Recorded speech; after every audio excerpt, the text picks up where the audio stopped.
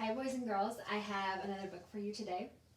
When we were at school, we read a bunch of Cinderella books. Do you remember that? We read so many Cinderella books. Cinderella from Cambodia, from Vietnam, from Mexico, from the US. We had lots of different Cinderellas. I have another one for you today. This one is not called Cinderella. It's called Cinder Edna. Can you say that? Cinder Edna. See, there's a different Cinderella and Cinder Edna. Now, what I want you to pay attention to, in this book, there are two characters. One of them is Cinderella, and one of them is Cinder Edna. And I want you to think about what you notice happens to both of them, and then they do things a little differently. So both of them have something really similar happen to them, but the things that they do things differently. Let's look and see. Cinder Edna by Ellen Jackson. That's the author who writes the words. Illustrated, draws the pictures, by Kevin O'Malley.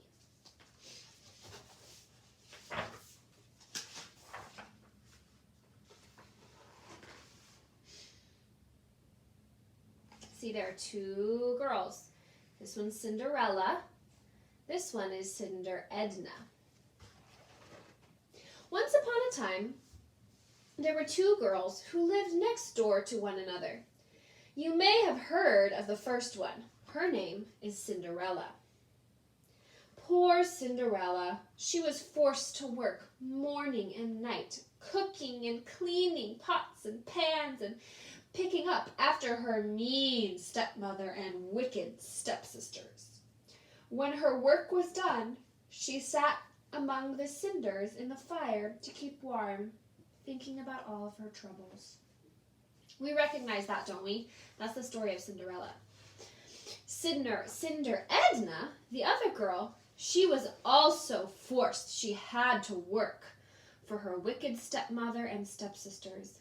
But instead of feeling sad like Cinderella did, Cinder Edna sang and whistled while she worked. Moreover, she had learned a thing or two from doing all of the housework. She had learned how to make lots of food. One of the types of food she made is called tuna casserole.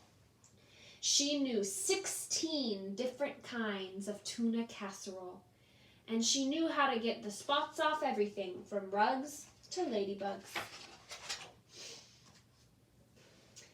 Cinder Edna, she tried sitting in the cinders a few times, but it seemed like a silly way to spend time. Besides, it just made her clothes black and sooty. Instead, when the housework was done, she kept warm by mowing the lawn and cleaning parrot cages for the neighbors. She got paid for it. She also taught herself to play the accordion. But Cinderella, even with her rags and her sooty clothing, she was quite beautiful. But Cinder Edna, she was not much to look at, but she was strong and funny, and she knew some good jokes, including an especially funny one about an anteater from Afghanistan.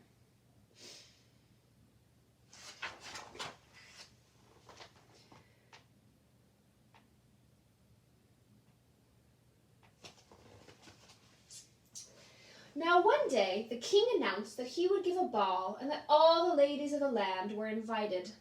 Do we recognize that? Yeah, that's happened in the normal Cinderella. Cinderella's stepsisters were invited. Cinderella's stepsisters set about choosing what they would wear. All day, they ordered Cinderella around. Do this, do that, and made her do their preparations. Cinder Edna's stepsisters were excited too. On the evening of the ball, they trimmed their toenails and flossed their teeth. They put on their most beautiful gowns and drove away, leaving Edna behind to clean up after them. Do you recognize that? Cinderella sat among the cinders and sighed. Oh, how I wish I had a fairy godmother who could change these rags into a beautiful gown so that I too could go to the ball. So Cinderella sits there hoping for a fairy godmother. And no sooner than she said that, than it was done. Cinderella did have a fairy godmother, and she just happened to be passing by. With a wave of her magic wand, she changed Cinderella's rags into a beautiful gown. On Cinderella's incredibly tiny feet appeared a pair of dainty glass slippers. But Cinder Edna did not believe in fairy godmothers. Instead, she had used her cage cleaning money, remember back here, where she got paid like a job to clean some cages? She took that money and she had already bought a dress. And then I'll wear my comfortable loafers. Those will be perfect for dancing at the ball, she said, and she slipped them onto her feet.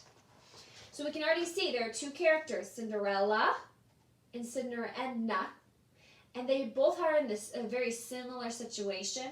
They have evil stepsisters and stepmothers that make them do the cleaning and the work.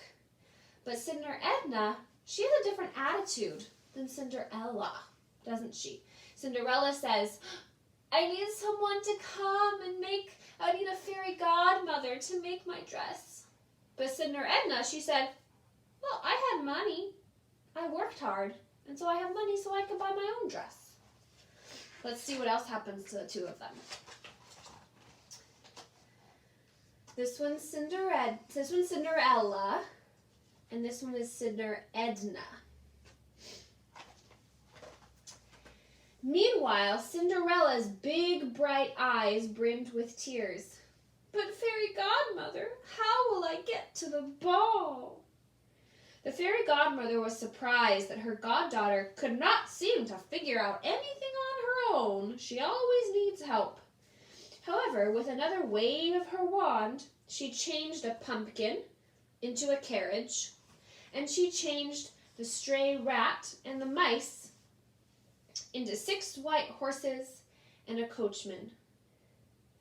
Be sure to leave before midnight, she warned Cinderella. She warned Cinderella as she helped her into the elegant carriage. We recognize that too. Remember Cinderella, she has to leave before midnight, or what's going to happen? You remember? Yeah, all the magic's going to go away. Well, let's see. Do you think Cinder Edna needs help figuring out how to get there? Or did she figure it out by herself? What do you think? Cinder Edna took the bus. So she rode a bus to get there, and she figured it out on her own. She didn't need help.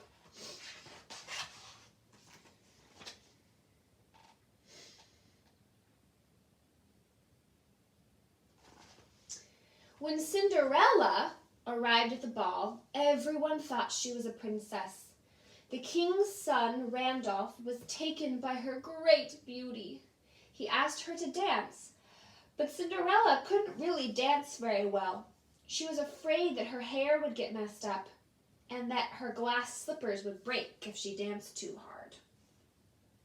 But just then, Cinder Edna entered the room. She went straight for the table with food and poured herself some juice.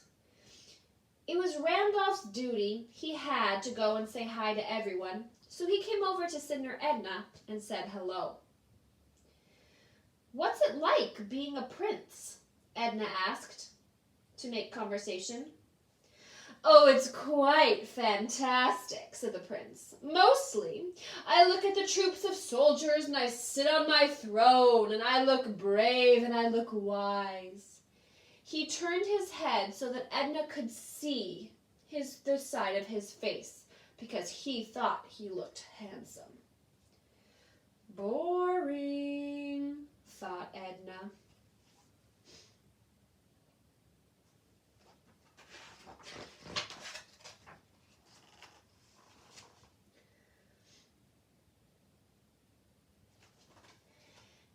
Excuse me, but we recycle our plastic around here, said a little man with glasses and a warm smile. Oh, just ignore him, said Prince Randolph. He's only my younger brother, Rupert. He lives in a cottage in the back, and he's in charge of all of the recycling, and he has a home for orphaned kittens. Cinder Edna immediately handed Rupert her cup. "Would you like to dance?" asked Rupert. Cinder, Edna, and Rupert danced and danced. They did the storybook stomp and the cinnamon twist. They did the worm and the fish. They boogied and woogied, and at last they stopped for a round of juice. Edna learned that Rupert, for one, loved tuna casseroles. Don't you remember? That's the type of food that Cinder Edna, she knows how to make 16 different kinds of tuna casserole. And Rupert loves tuna casserole. She also learned that 2, he plays the concertina, and number 3, he knew some good jokes. She told him the one about the anteater from Afghanistan, and he told her the one about the banana from Barbados. They were deep in conversation about gum wrappers and rusty tin cans when the clock began to strike midnight. So already we see some more differences, right? Cinderella needed help to get to the ball. Cinderella didn't. When Cinderella got there, she danced with Prince Randolph, but she was so scared of messing up her hair, she didn't really dance very hard. But Cinder Edna, she didn't really think the prince was very cool. She thought he was pretty boring. But she found someone that she did like because she had a lot of things she could talk to him about. And they danced and danced and danced and danced. But then the clock struck midnight.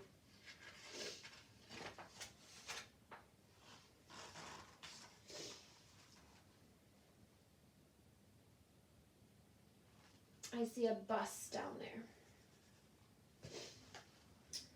"Oh," cried Cinderella, running for the door. "The magic will disappear at midnight." "Uh-oh," cried Cinder Edna, also running for the door. "The bus stops running at midnight, and I still have to get home." Randolph and Rupert ran after the 2 girls. "Wait, wait," they called. But it was too late. As the girls disappeared into the night, the 2 princes ran smack dab into each other on the palace steps. Whap! They landed with a thud. Rupert's glasses went flying and broke into a million pieces. "Look what you made me do," said Randolph. "Now she's gone. The only girl I ever loved," said Randolph. He's talking about Cinderella. "Well, didn't you ask her name?" asked Rupert. "The one I love is named Cinder Edna." "Oh, I forgot to ask what her name was," said Prince Randolph, scratching his head. As Rupert got up, he stumbled over something. When he leaned close to look, he saw 2 shoes lying side by side on the steps. What 2 shoes do you see? He saw a glass slipper. Remember, that's Cinderella's. And a leather loafer. Whose is that? Cinder Edna's.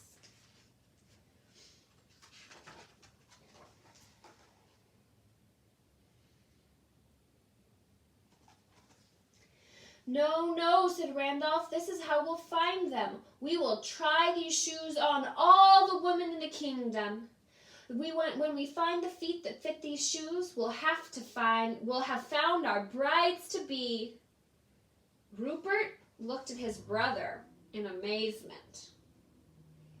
"That is positively amazing," he said. "The most amazingly dumb idea I've ever heard. You could end up married to a toad. What if a toad has the same size foot as a glass slipper? I have a much better idea." But Randolph would not listen. He ran to his room to get his beauty sleep. The next day, he put his plan into action. He went to every house in the kingdom, trying to cram women's feet into the glass slipper. Rupert, too, put his plan into action.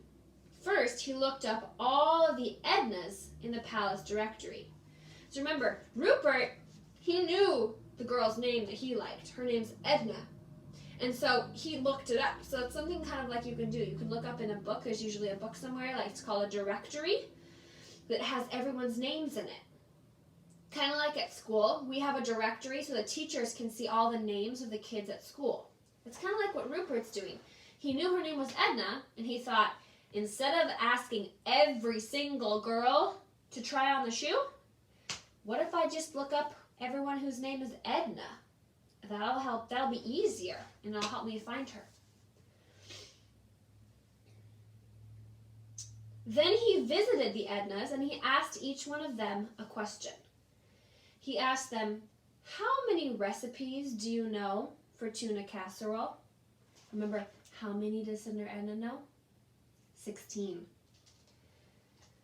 Randolph soon became discouraged. Everyone's feet were either too big, too wide, too long, or adorned with electric pink nail polish.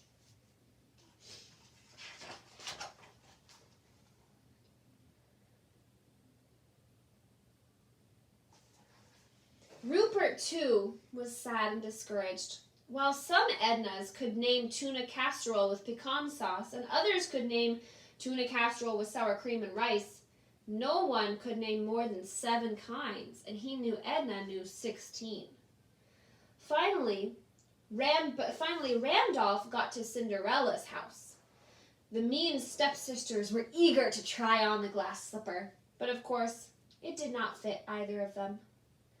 Suddenly, Randolph noticed another woman in rags sitting sadly in the cinders in the corner. Something about her seemed familiar. "Oh, miss, why don't you try this on?" he suggested, with trembling hands. Cinderella tried on the glass slipper, and it fit perfectly. Randolph swept her up into his arms and carried her away to the palace so they could be married. We recognize that too, don't we? Cinderella, she tried the glass slipper, and it fit, so she got married to the prince. But let's see what happens with Cinder Edna.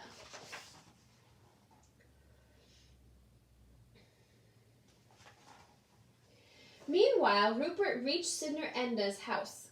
Her wicked stepsisters wanted to try on the loafer, but Rupert would not let them because their names were not Edna. At that moment, Cinder Edna came in from mowing the lawn. Her heart almost stopped when she saw Rupert. He blinked at her, but remember, he doesn't have his glasses, so it's really hard for him to see. This is what she looks like to him, because he can't see very well without his glasses. Without his glasses, Cinder Edna looked something like a large plate of mashed potatoes.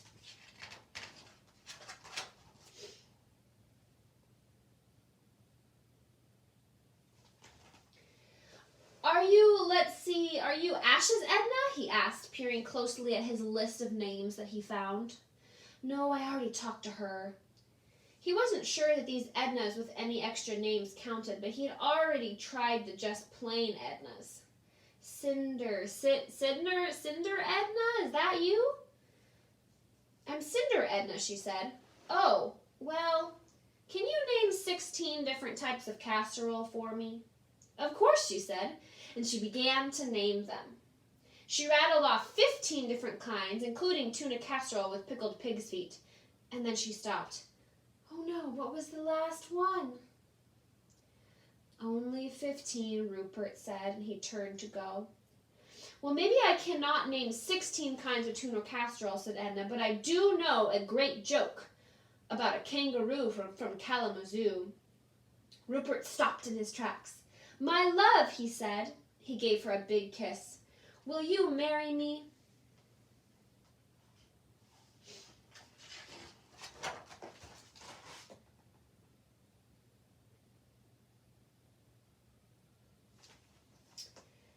Soon after that, Randolph and Edna, she dropped the cinder part, and Randolph and Ella, she, instead of being called Cinderella, she just called herself Ella, and Rupert and Edna were married in a grand double ceremony. Now I want you to just notice the difference between these two couples. Cinderella and the prince, he cares a lot about what he looks like, right? And Cinderella, she also cares. She keeps putting on her lipstick in the middle of the wedding. But Cinder Edna and Rupert, they don't care about that. They just want to get married.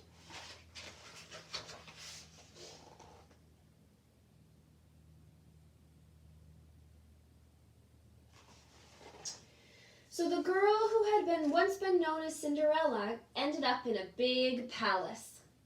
During the day, she went to endless ceremonies and listened to dozens of speeches by the king and the Grand Archduke and the second deputy under Assistant of Underwear. And at night, she sat by a fire with nothing to do but look at her husband's face while he talked about the soldiers and the parades and the uniforms. So it sounds like Cinderella realized he's kind of boring.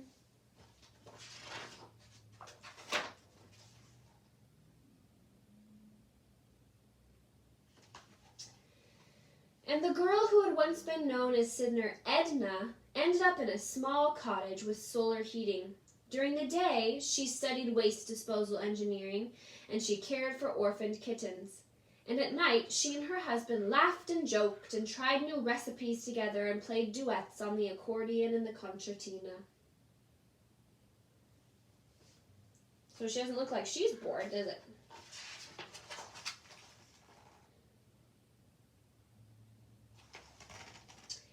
Guess which girl lived happily ever after? That's the last line. Think about that. Remember, two different girls who had very similar things happen to them, but they both did different things about it, and they had different attitudes. And which one do you think lived happily ever after? Isn't that a fun story? Cinder, Edna. I hope you liked it.